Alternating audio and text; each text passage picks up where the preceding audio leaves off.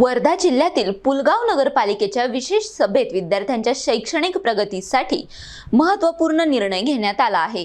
माजी मंत्री रणजितदादा कांबळे यांच्या वाढदिवसानिमित्त नगरपालिका शाळांतील विद्यार्थ्यांसाठी रणजितदादा कांबळे शिष्यवृत्ती योजना सुरू करण्याचा ऐतिहासिक ठराव मंजूर करण्यात आला आहे। या योजनेअंतर्गत 80% किंवा त्यापेक्षा अधिक उपस्थित असलेल्या विद्यार्थ्यांना दरमहा 100 रुपयांची शिष्यवृत्ती दिली जाणार आहे। पुलगाव नगरपालिकेच्या विशेष सभेत विद्यार्थी हिताचे अनेक महत्त्वपूर्ण निर्णय घेण्यात आले।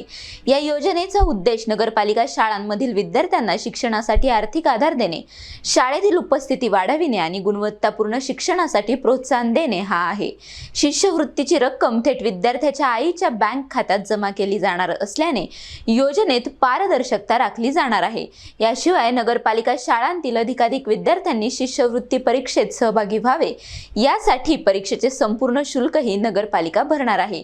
तसेच नियमित शिक्षक भरती होईपर्यंत मानधन तत्वावर शिक्षकांची नियुक्ती करण्याचा निर्णयही विशेष सभेत घेण्यात आला आहे। या योजनेची तातडीने अंमलबजावणी करण्याचे निर्देश प्रशासनाला देण्यात आले आहेत।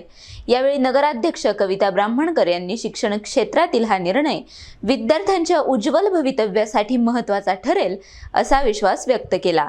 या बैठकीला उपाध्यक्ष दीपक आहुजा, सभापती आफरीन अंजुम अब्दुल नाझिम यांच्यासह नगरपालिकेचे पदाधिकारी व नगरसेवक उपस्थित होते। परंतु हे शिष्यवृत्ती योजना याच्या अगोदर नव्हती का, पहिला प्रश्न।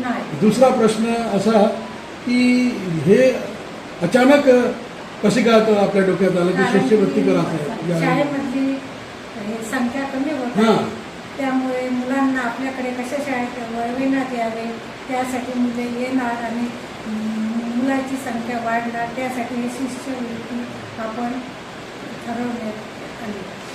Javed Khan, NTV news Marathi, Pulgaon, Wardha.